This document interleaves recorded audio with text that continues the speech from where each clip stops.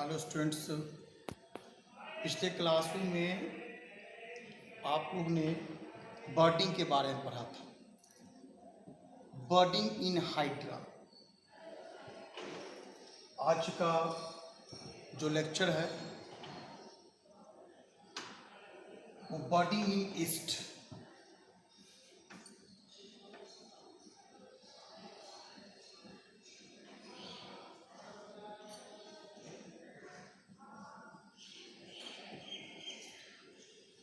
देखिए, ईस्ट जो है,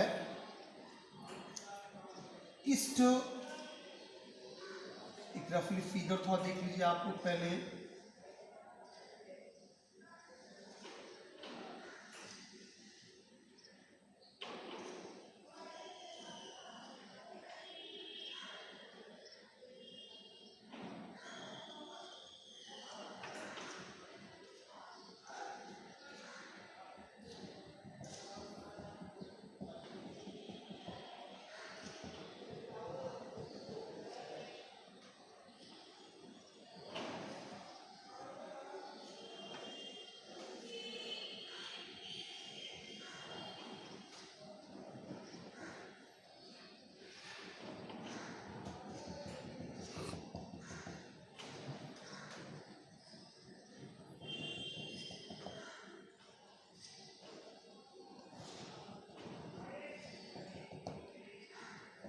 ये देखिए, ईस्ट जो है अपने फेवरेबल कंडीशन में,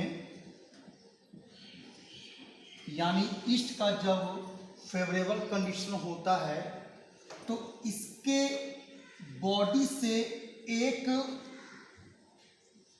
या मोर देन वन, एक से ज्यादा, एक या एक से ज्यादा आउटग्रोथ निकलता है। मतलब कि बर्ड निकलता है, जिसमें जब ये बर्ड निकलता है तब ईस्ट का जो न्यूक्लियस होता है, ईस्ट का जो न्यूक्लियस होता है वो सबसे पहले दो डाउटर न्यूक्लियाई में बढ़ जाता है और बाद में ये न्यूक्लियाई बढ़ने के कारण यह बर्ड थोड़ा और बड़ा होता है और लास्ट में यह स्प्लिट होकर या टूटकर, ब्रेक होकर, यहाँ से हटकर एक नया बॉडी का फॉर्मेशन करता है। इसी का नाम होता है बर्डिंग। इसी प्रोसेस का नाम होता है बर्डिंग इन ईस्ट। फिर सुनिए कि जब फेवरेबल कंडीशन आता है ईस्ट का, तब ये अपने बॉडी से कुछ आउटग्रोथ निकालते हैं, इससे बर्ड कहते हैं। इस जब ये बर्ड निकलता है तो ईस्ट का जो पेरेंट सेल में जो न्यूक्लियस होता है वो दो डाउटर न्यूक्लियाई में बंट जाता है और यह पुनः बर्ड थोड़ा बड़ा होकर और डेवलप करके यह पेरेंट बॉडी से सेपरेट होकर एक नए बॉडी का फॉर्मेशन करता है। इसी प्रोसेस का नाम होता है बर्डिंग इन ईस्ट। अब हम लोग देखा जाए,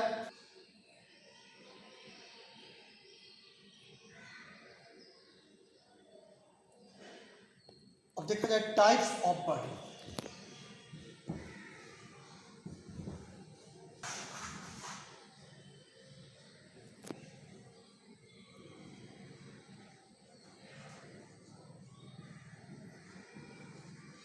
टाइप्स ऑफ बर्डिंग। बर्डिंग का दो टाइप्स होता है, एक एक्सोजीनस बर्डिंग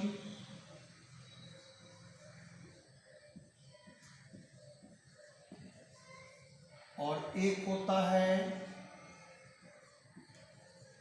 इंडोजीनस बर्डिंग।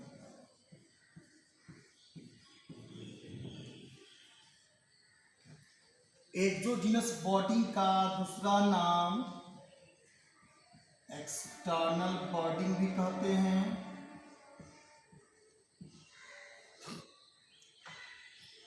इसका दूसरा नाम इंटरनल बॉडिंग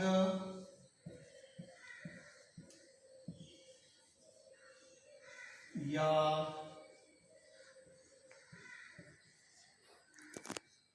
जेम्यूल फॉर्मेशन।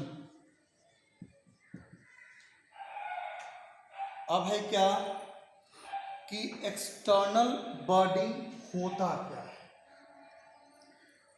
तो वैसा बॉडिंग जो बॉडी के आउटर सरफेस से निकले, यानी जब बर्ड का फॉर्मेशन बॉडी के आउटर साइड में होता है, यानी पैरेंट बॉडी के आउटर साइड में होता है, इस बॉडी का नाम होता है एक्सटर्नल बॉडी। जैसे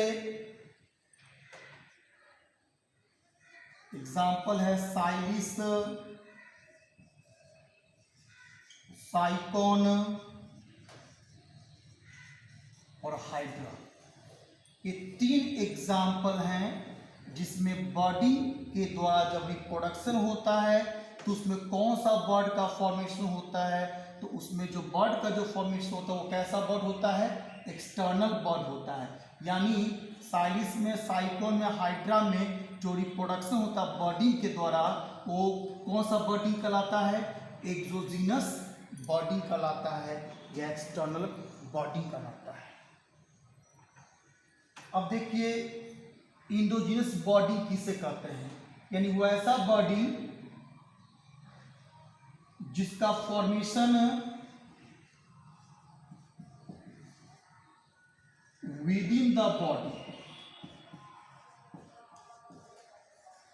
शरीर के अंदर में, जब बर्ड का formation with in the body हो, शरीर के अंदर जब बर्ड निकले और वो बर्ड पुनः एक न्यू बॉडी में डेवलप कर जाए, इस बॉडी का नाम होता है इंडोजीनस बॉडी। और ये होता किसमें भाई, एग्जाम्पल है अस्पॉन्जिला। अब देखिए कि अस्पॉन्जिला है और इसको हम जेम्यूल फॉर्मेशन कहते हैं। किसे, चूंकि जेम्यूल का मतलब होता है group of cells, group of cells, यानी इसी ग्रुप के सेल से बॉडी के अंदर बर्ड का फॉर्मेशन होता है और यह बर्ड पुनः एक न्यू बॉडी का फॉर्मेशन करता है।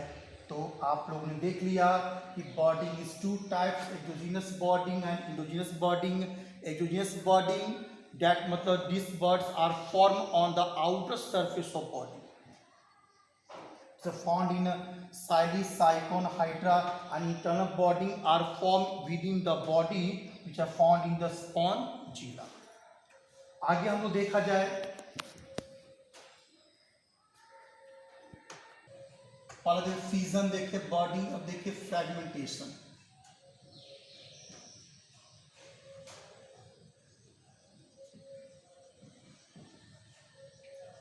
फ्रेगमेंटेशन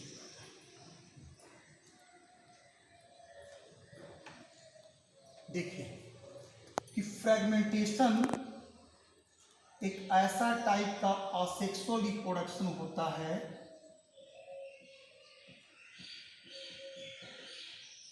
जिसमें पेरेंट बॉडी,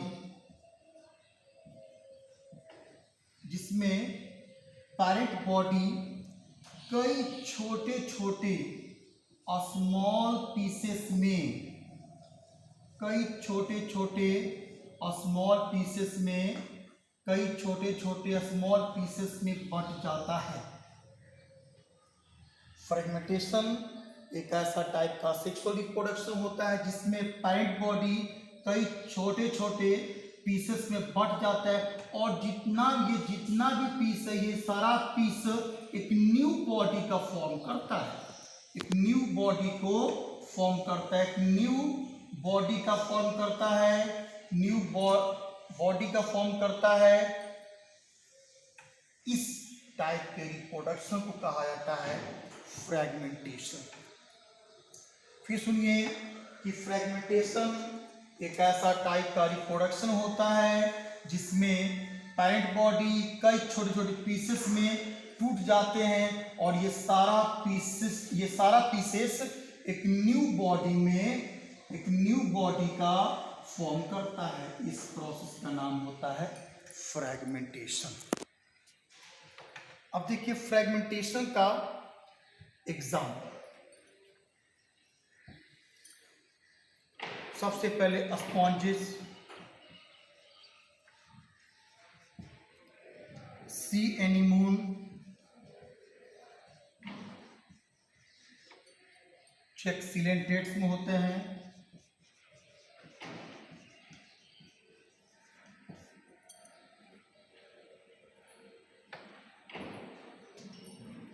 आल्गी देखिए, क्लेमाइडोमोनास,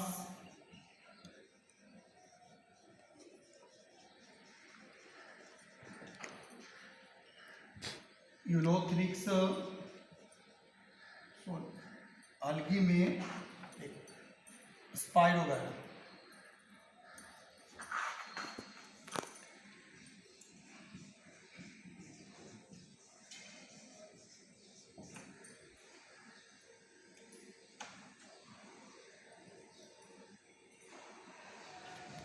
फंगी में राइजोपस,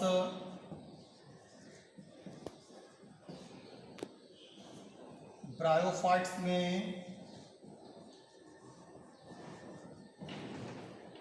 रिक्सिया, मार्चेंटिया। इन सभी में जो न्यू बॉडी का फॉर्मेशन होता है वो किस प्रोसेस के थ्रू? फ्रेगमेंटेशन के थ्रू। किसके द्वारा? फ्रेगमेंटेशन के थ्रू इन सभी में न्यू बॉडी का फॉर्मेशन होता है। अब देखा जाए न्यू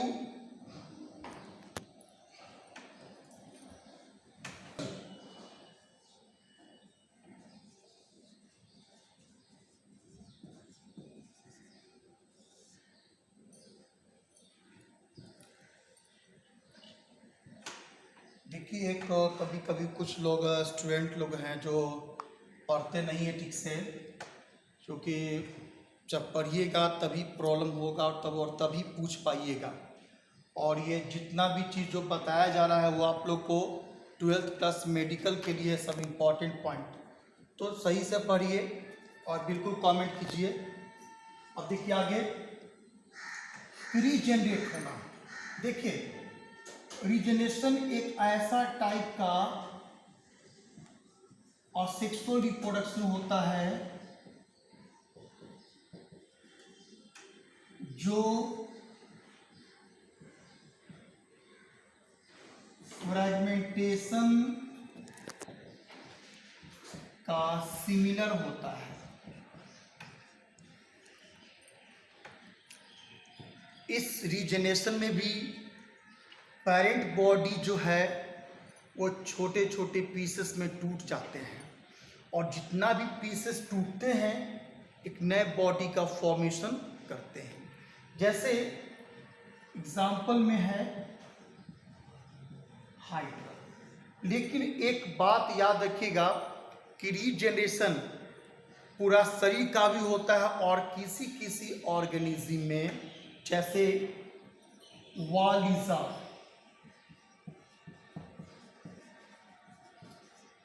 छिपकली, वाल लिजार्ड जो है इसमें रीजेनरेशन देखा जाता है इसके टेल में। यानी जब छिपकली का टेल कट जाता है किसी कारणवश तो पुनः वहां से एक नया टेल का विकास हो जाता है। यह भी एक रीजेनरेशन है, लेकिन ये कैसा है? Regeneration of body parts. ये हाइड्रा में क्या होता है? रीजेनरेशन ऑफ बॉडी, बॉडी का पार्ट्स का रीजनरेट करना, अब पूरे बॉडी का पार्ट का रीजनरेट करना फर्क है। एक में ये किसी पार्टिकुलर ऑर्गन का रीजनरेशन हुआ, ये पूरे बॉडी का रीजनरेशन करता है हाइड्रा, जबकि ये क्या करता है, एक बॉडी के पार्ट्स का रीजनरेशन करता है कौन, आपका रीजा। रीजनरेशन हम लोगों में नहीं होता है, ऐसा नहीं कि अगर हाथ कट जाए तो फिर नया हाथ आ जाए, ऐसा कोई बात नहीं है। अब देखा जाए रीजनरेशन के बाद का पॉइंट, स्पोर फॉर्मेशन।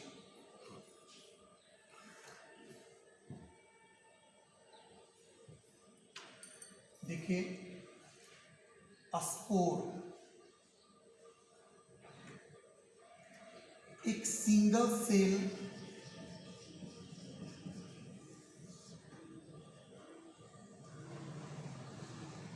का स्ट्रक्चर होता है जो डस्टी पार्टिकल्स की तरह स्ट्रक्चर होता है, डस्ट की तरह।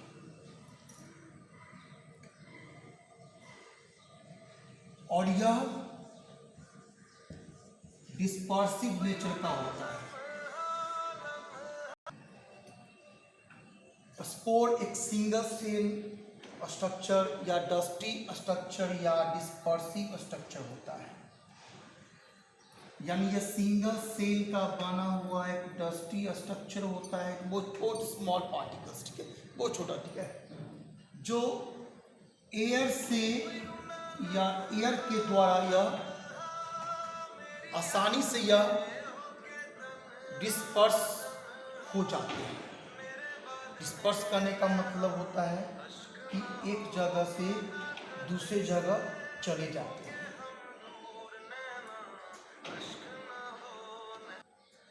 अब ये देखिए कि स्पोर का जो फॉर्मेशन होता है वो खास करके यूनिसेलुलर ऑर्गेनिज्म में ही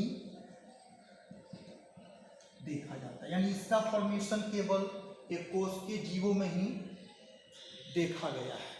अब देखा जाए यहाँ पर कि spore is a minute single cell structures which are dispersive structure, मतलब डिस्पर्सिव इन नेचर, जो आसानी से डिस्पर्स कर जाते हैं। और ये स्पोर का जो फॉर्मेशन होता है is always in unicellular organism, एक यूनिसेलुलर ऑर्गेनिज्म में होता है। अब देखिए कि स्पोर कितने तरह के होते हैं। स्पोर कई तरह के होते हैं, जैसे पहला जूस्पोर्स।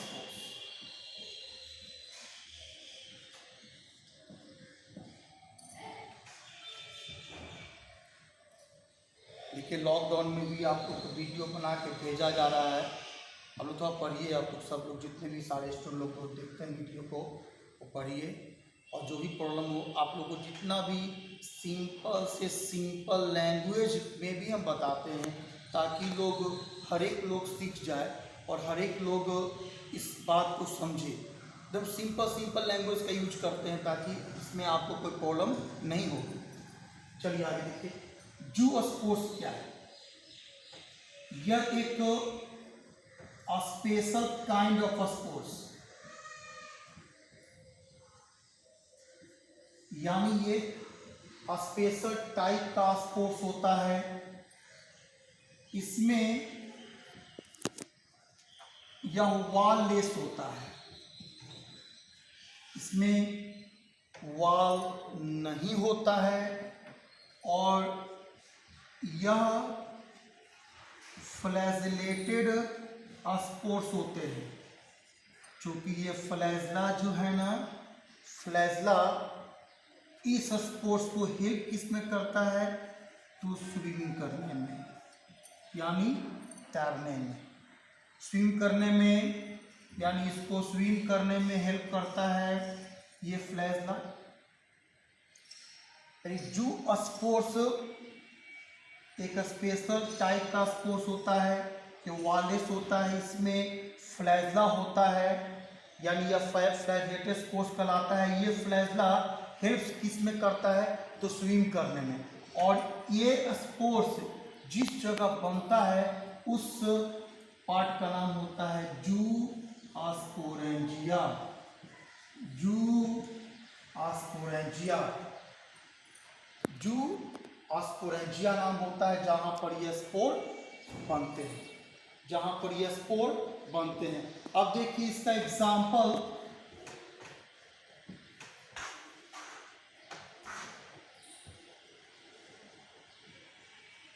फंगी, ऐसे अल्बुगो, सैप्रोलेग्निया,